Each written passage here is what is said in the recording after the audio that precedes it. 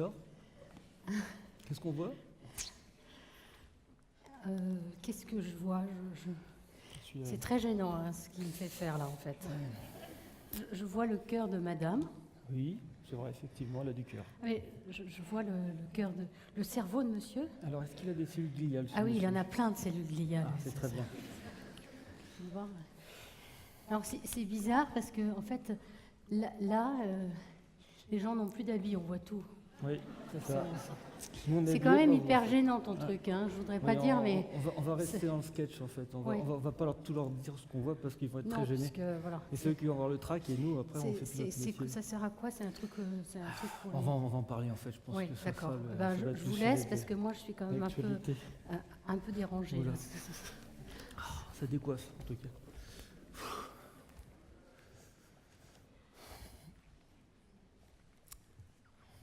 En fait, il y a deux façons de voir l'intérieur du corps humain. La première façon, c'est une méthode traditionnelle, vous prenez un couteau, vous ouvrez. Bon, c'est un petit peu invasif. La deuxième consiste à utiliser des différentes ondes, comme les rayons X, en 1895. Là, ça a été une grande découverte, parce qu'avant, on essayait d'utiliser la bougie, mais ce n'était pas très efficace. Même moi, avec la lumière, c'est pas très efficace. Et puis, on a utilisé la résonance magnétique, les échographes, les ultrasons. Et la radiologie, aujourd'hui, a un grand panel de matériel à disposition pour pouvoir investiguer de manière non invasive. Mais paradoxalement, plus je suis précis dans l'image, plus je vais générer d'images rapidement et plus je vais avoir de données à traiter. Et du coup, je vais ralentir le temps de traitement. Alors, évidemment, pour traiter plus de données, on a mis à disposition des moteurs intelligents, on va dire, l'intelligence artificielle. Le terme est un peu galvaudé, mais c'est comme ça qu'on l'appelle aujourd'hui. Et du coup, l'intelligence artificielle va pouvoir traiter toutes ces données. Je vous explique. Il y a 15 ans, pour un thorax, on faisait pratiquement 80 coupes en 30 minutes. Donc on pouvait traiter 20 patients par jour. 1600 coupes par jour à traiter, c'est raisonnable. Aujourd'hui, c'est 800 coupes par thorax. On fait 2 à 3 passages avec injection ou pas injection pour différents contrastes. Donc comme le matériel est assez rapide, on fait pratiquement 120 patients par jour et on se retrouve avec 1 million de coupes à gérer par jour. Donc vous imaginez bien que le radiologue, il n'a plus le temps d'aller jouer au golf et c'est terminé quoi, pour lui.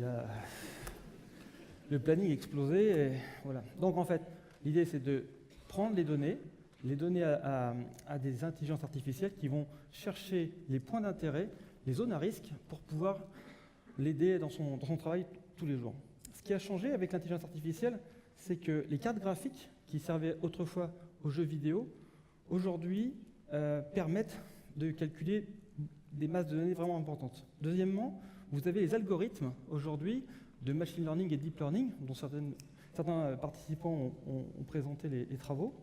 Et enfin, vous avez ces masses de données enregistrées chaque jour dans les hôpitaux qui vont permettre d'entraîner ces neurones à traiter ces informations. Alors, sur la diapositive suivante, Florian, si tu veux. Voilà ce que voit en fait un radiologue aujourd'hui. Donc là, il y a déjà beaucoup de post-traitement, c'est-à-dire qu'on a passé un CT scan, donc des rayons X, on a des images en coupe, on a des images volumiques, et l'image est assez propre. Mais on n'a pas encore le diagnostic, on n'a pas encore la planification chirurgicale, et ni non plus la navigation, qui va nous aider à intervenir. Donc, diapositive suivante. Là, ici, vous avez un système d'impression 3D. Donc là, par exemple, on va imprimer des mandibules avec un canal dentaire en rouge pour entraîner les étudiants à poser des implants sur les mandibules. Et s'il y a la poudre rouge qui sort, il a perdu. Voilà. C'est-à-dire qu'il va sectionner son canal dentaire. Vous voyez, c'est quand même mieux que de travailler sur du cadavre ou de travailler sur un patient. Alors, on a fait ça pendant des années. C'était pas... voilà. Aujourd'hui, c'est quand même beaucoup plus intéressant. Autre diapositive. Ici, c'est le chirurgien qui s'entraîne. C'est plus l'étudiant. Il a une tumeur à opérer, c'est assez complexe. Et donc, pour sortir les différents tissus, on va lui imprimer différentes lamelles en impression. Et là, il va pouvoir effectivement mieux mentaliser son intervention. Alors, sur la diapositive suivante, voilà. Ici, là, c'est vraiment le Graal. C'est ce qu'on a vu tout à l'heure avec Agnès. Là, on est avec des lunettes holographiques Et avec ces lunettes holographiques, je vais pouvoir faire apparaître un modèle en 3D.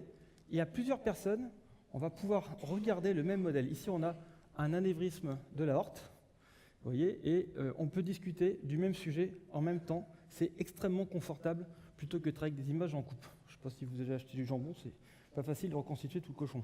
Là, c'est pareil, c'est le même principe, quoi. Voilà.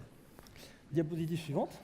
Du coup, si je suis capable de voir les données, le chirurgien va pouvoir enfin parler avec le radiologue et avec des images identiques, pas des images sur un CD-ROM qu'on ne sait pas lire. Et puis en plus, il n'y a plus de lecteur de CD-ROM dans les... Enfin bon, c'est dans les tablettes et tout ça, enfin c'est compliqué. Donc là, on a créé un système qui s'appelle Holoportal, donc beaucoup de constructeurs maintenant utilisent aujourd'hui.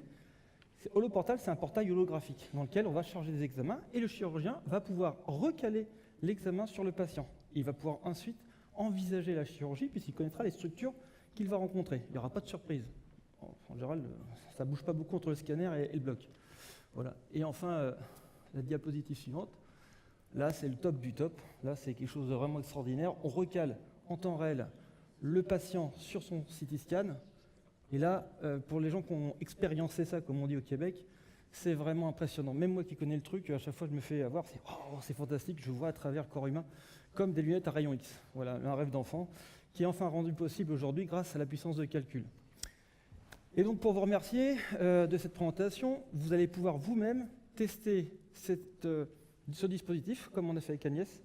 On a un espace qui est dédié au premier étage et vous pourrez tester ces lunettes à rayon X. Parce que vous faire la démo ici sans que vous voyiez l'hologramme, ça aurait été un petit peu difficile. Et puis je ne suis pas un personnage politique qui fait des hologrammes devant tout le monde, vous m'avez compris. Donc vous pourrez tester les lunettes au premier étage. Voilà, je vous remercie.